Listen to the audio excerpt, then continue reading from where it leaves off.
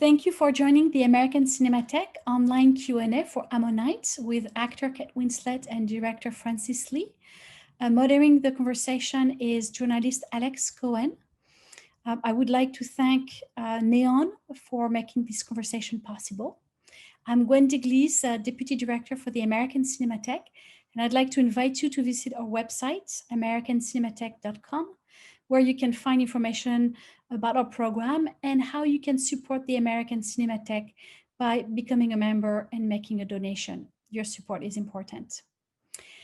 Enjoy.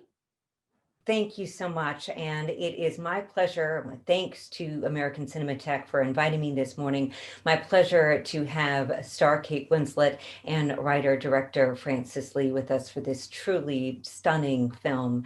And Francis, I'd love to begin with you. As I understand it, Ammonite was really all inspired by a shopping trip for a fossil. Can you explain for us how all this came to be, how you first came to learn about Mary Anning's work?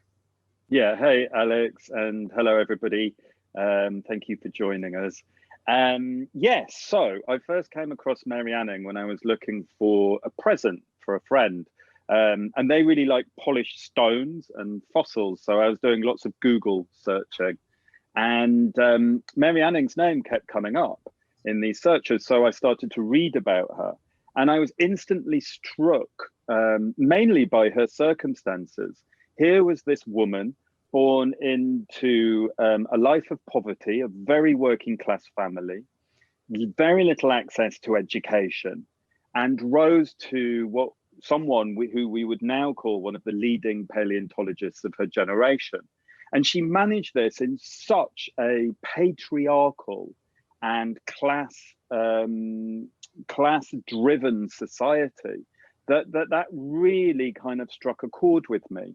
And there were like these very kind of simple parallels I saw within my own life. You know, I was born into a working class family.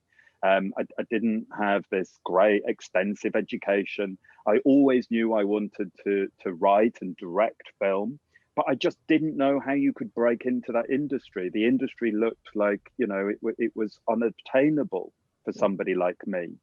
And it really led me to investigate not just Mary Anning as I saw her, but also that period of time and the obstacles that people came up against when they were trying to pursue the thing they really loved or wanted to do.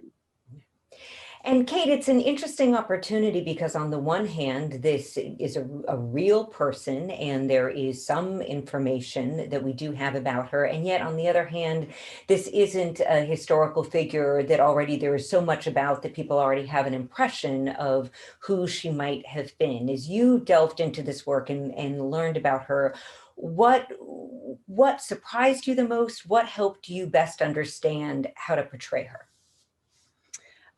Well, hi, Alex. Lovely to meet you. We've never met before. And thanks for having us. It's a really great question that you ask, actually. And it didn't really occur to me, I think, as we were making the film, as much as perhaps it does now when I look back on the experience of piecing Mary together, was that I suppose I did have quite a bit of freedom in terms of who we wanted to make our Mary, simply because very little is written about her. And why is very little written about her? Well, because she was the female unsung hero of fossil discovery. And because she was a woman, she was never realized fully in the successful way that she should have been, and in the way that so many of her male counterparts absolutely were. The world of science and geology was absolutely dominated by men who would take her work and reappropriate it for themselves. But what we did know of Mary was that she, as Francis said, she lived a very working class life filled with struggle. She lost her father when she was 10 years old. She had a close relationship with her brother Joseph. She had many siblings, most of whom sadly died. 6 of them she knew of that had died in her lifetime, and even children before her birth had also died. So I was able to lean a lot on Mary's childhood in my piecing together of who I felt that she was. And actually, I decided that perhaps there were even some abandonment issues there based on the fact that she'd had a close relationship with her father and that she had a very awkward, unloving, in an obvious sense, relationship with her mother, Molly. And I think that led her to have difficulties with attaching herself intimately to anyone in a close relationship capacity, be that a man or a woman. And there is no historical documentation of Mary's romantic history. And so it felt to me right that Francis had chosen to pair her with another woman, given that she was in this patriarchal society, and given that she was such a formidable, extraordinary person, that in a way, in the context of our story, it felt the most fitting to give her relationship with another female, because that seemed the most appropriate and almost worthy of her in many ways.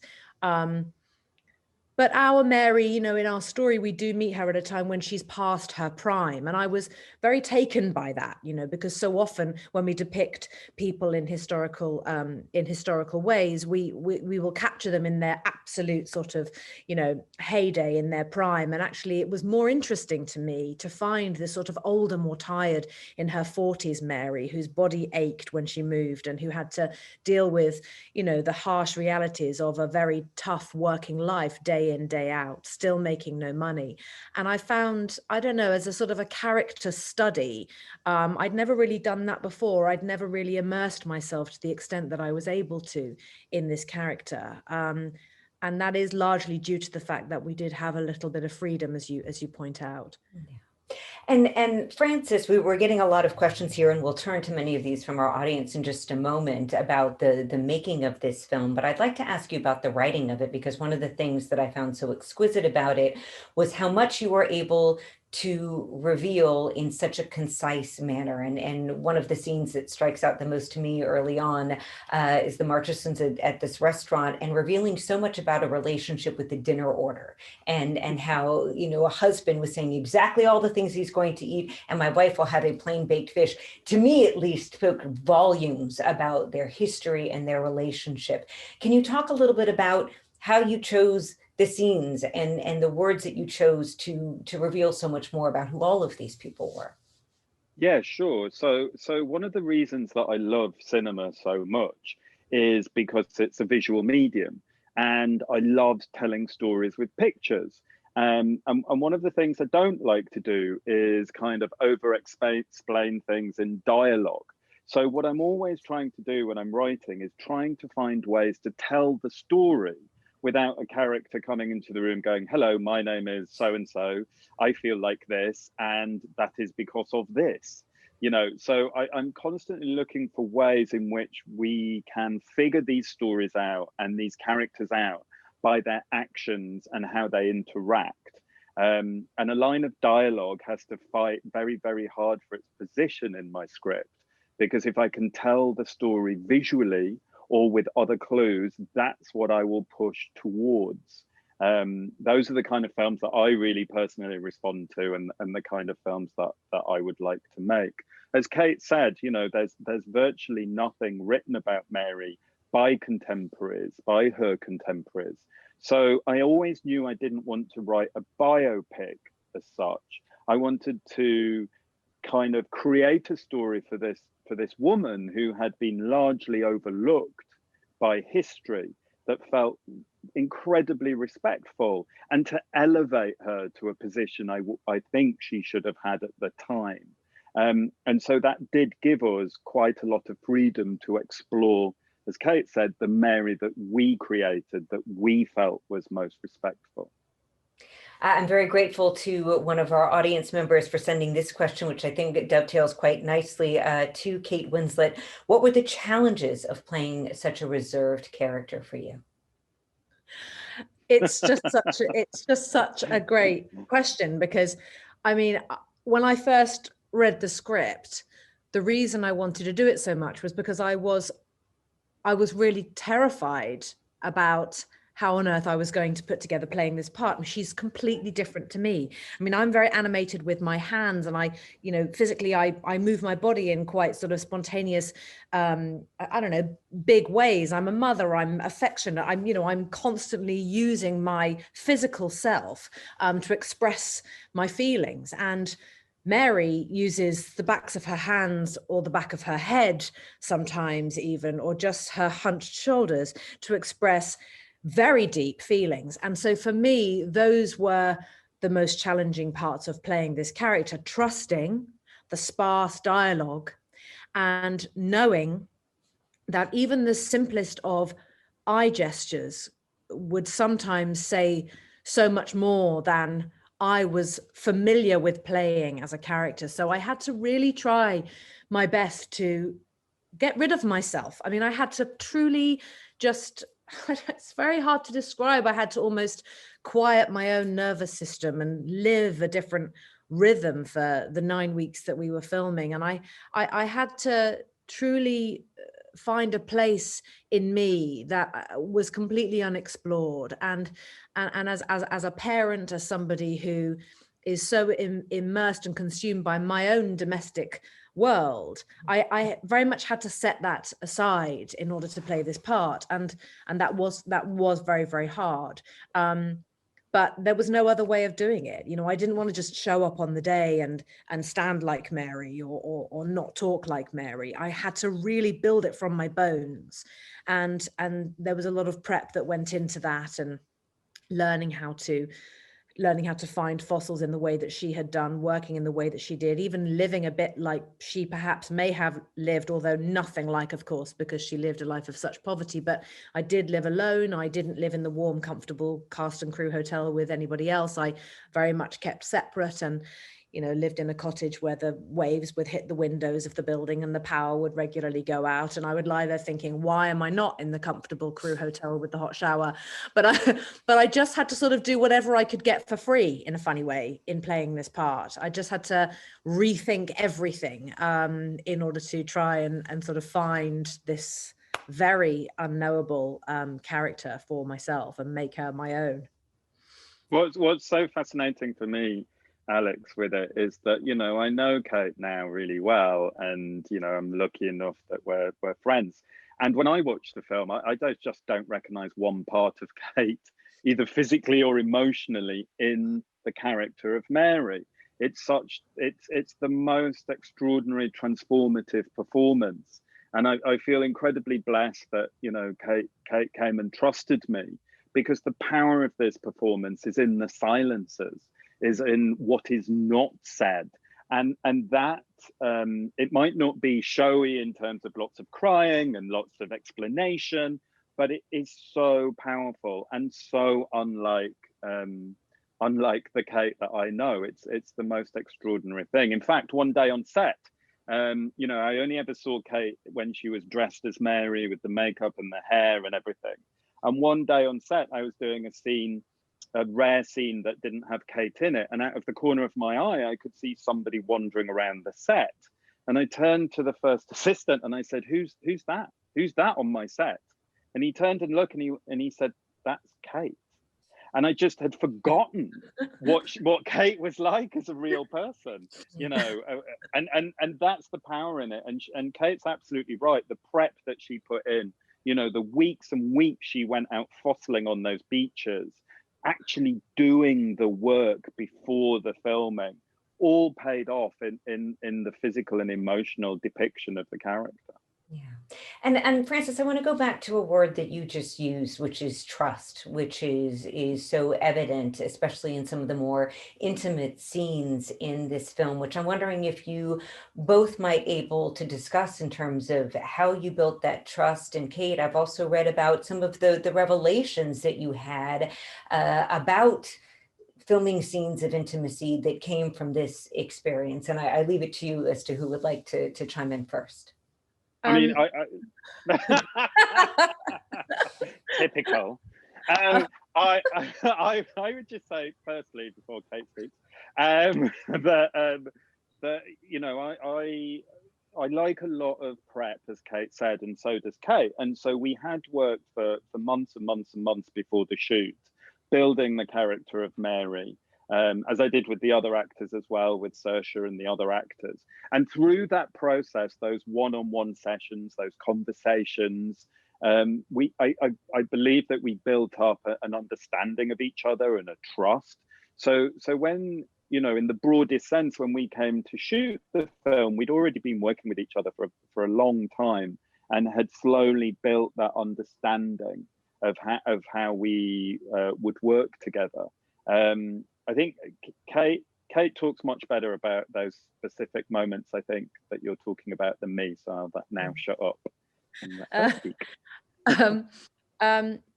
You know, I feel that I almost had to trust Francis more when he would say to me, you know, why are you touching your face in this scene? Put your hand down, you know, just keep your hand still.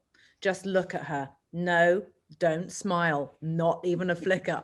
Oh, I had to trust in him so much, because sometimes I just honestly wouldn't have a clue. And there were days when I would go home and think, yeah, I don't know if I did any acting today. I'm sure that was just shit.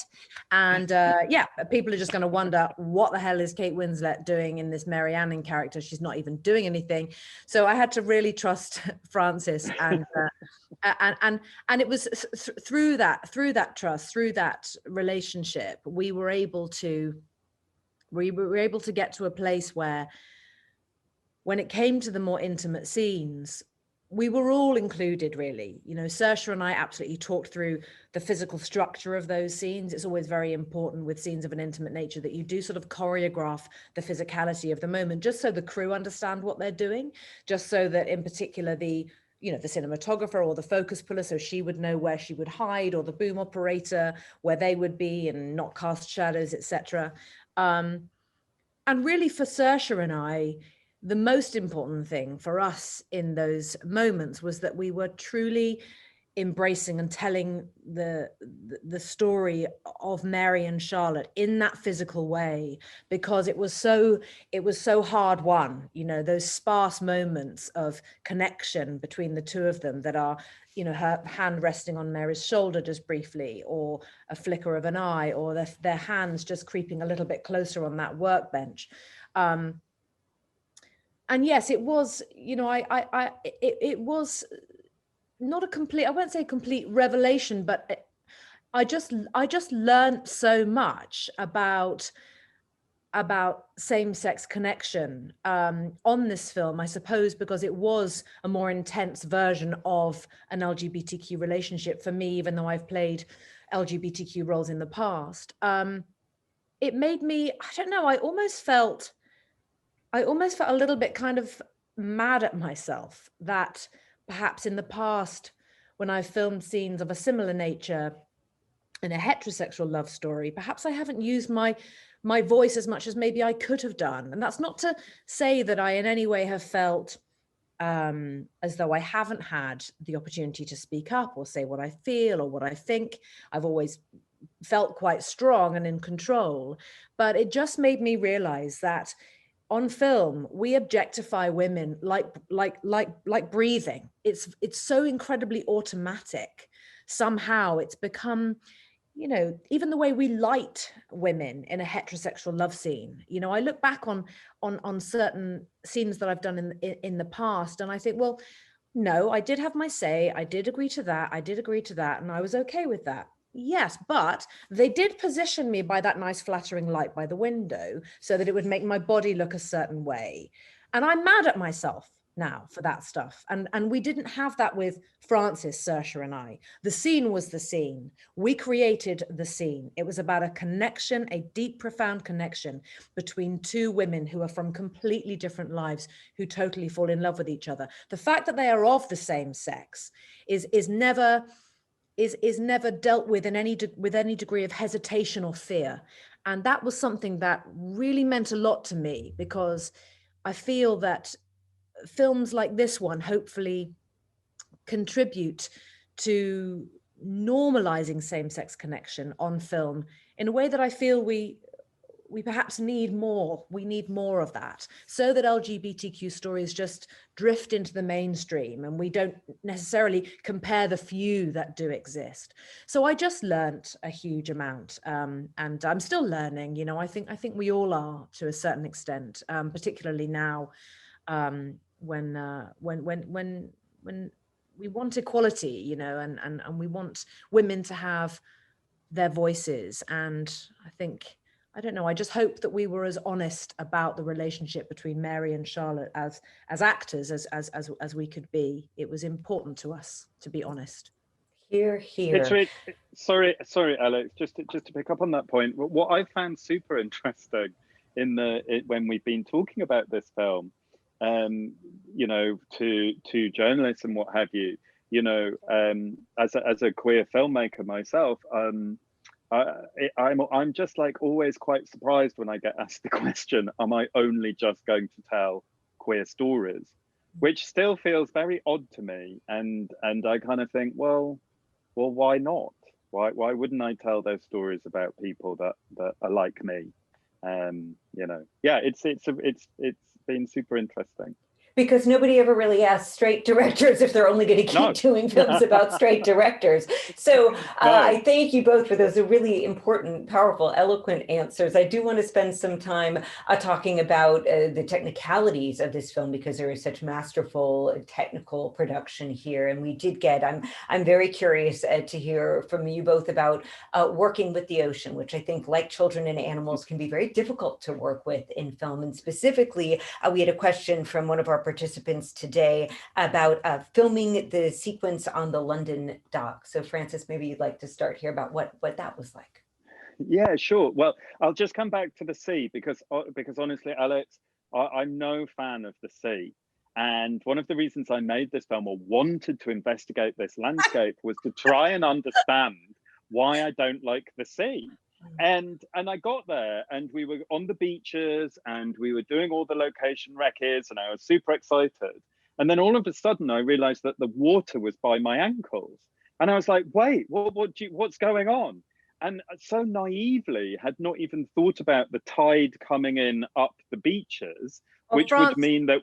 This is just, honestly, this is the stuff that makes me laugh, because Francis really, really hates the sea, hates it. We had there's the sequence when Mary is actually traveling on the boat to the London docks, and we were out on this spectacular, incredible, beautiful boat. And it was the one of the very few days that I actually allowed my husband to come and visit the set, because he's a sailor and a huge fan of beautiful old wooden boats. Francis was miserable. He was literally in a tent, a black tent on the boat, going, I fucking hate the sea, Winslet. The whole time, look, it's incredible.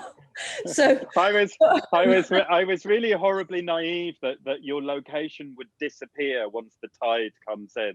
So shooting on those beaches was very difficult, and we had to move very quickly.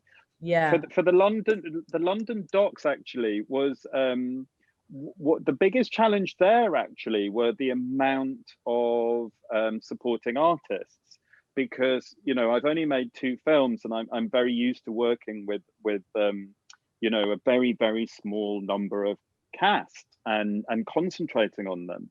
And then all of a sudden, I don't know how many supporting artists, they were all brilliant, but they turn up and there's lots of them. And it was very hard for me to work out how I concentrate on Kate and also direct, in a sense, this crowd of people who all had their own individual activities and lives. And I was incredibly blessed by a wonderful assistant director and team who actually really helped me kind of direct those other people in that scene, which allowed me to concentrate with Kate. And furthermore, on the production note, the use of sound in this film, which was so powerful, and running the whole gamut from the silences to the music in the restaurant scene early on. One of our viewers today is asking Francis specifically about the choice of bird sounds, which was careful and deliberate. And this participant would like to know which birds were chosen and their role in the scene between Elizabeth and Mary. Wow. Okay, so there were a Wow, lot. that's a seriously fantastic question. Yeah, so I'm very obsessed by sound. For me, sound is just as powerful as the visuals, and I spend just as much time working on the sound as I do the pictures. And I worked with a fantastic sound designer called Johnny Byrne and his team. And what we did was, just to give you a very little insight into it, is that we recorded all the sound as we shot the film, obviously.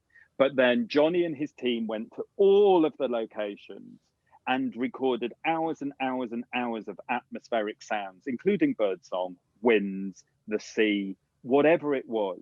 And then when we came to be making the film in the edit, we stripped off all the sound that we had recorded when we were recording the picture, and then we started to build the soundscape from all this library of sounds. And so we were able to orchestrate everything, the winds, the sea, the birds, everything, all to add another meaning, another layer, and emotional depth to those scenes. The specific scene with Elizabeth Philpott and Mary in Elizabeth Philpott's garden, it was so Elizabeth Philpott represented a middle-class woman who had a life that Mary didn't have access to. And we wanted to say that in Elizabeth Philpott's garden, it was overflowing with flowers and pleasure and joy. You see a swing, all these kind of pleasurable activities. And we wanted it to feel almost overwhelmingly too bucolic for Mary. And so we built these layers of bird sounds. And just before Mary comes into that garden, we see her knocking on Elizabeth's door. And we took out all the bird song and just left one robin. And robins are very territorial, and they have a warning kind of cry. And so what you hear is this robin doing its warning cry, as if to warn Mary, maybe not to go in the garden. And then you go in the garden and you are overblown with birdsong. And we used a lot of collared doves in that scene, which we use those because they're like pigeons, but they mate for life. So again, this over romanticized kind of sense to kind of, I think, intimidate Mary more. We used swallows. I think we used a couple of pheasants. All these birds, we tried to find out meaning about their mating cries and how they operate to try and make Mary feel uncomfortable.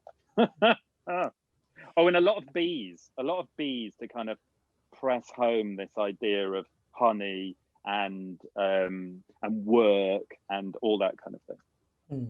And Kate, we heard earlier how Francis feels about the water. One of our audience questions is to you. My favorite scene in the movie is when Mary and Charlotte go to the beach and go into the water together. What does this scene mean to you, and how is it filming it? Well, I am very grateful to talk about the water because I love the water. I love the sea. My husband and I go cold water swimming every single day. Even today we did it. The temperature outside was -3. The water temperature was 4 degrees.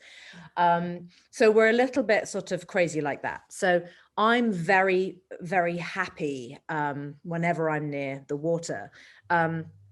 That scene for me with Mary and Charlotte, it to me, what it means, or what it says is this: it's a moment where they're just normal together. They're just together. They're eating, or Mary's eating. They're just sort of at rest side by side. And I love that Mary, without any comment or warning or explanation, just stands up and does what she probably always does on beaches on hot days when she's alone, which is just to take her clothes off and get into the sea.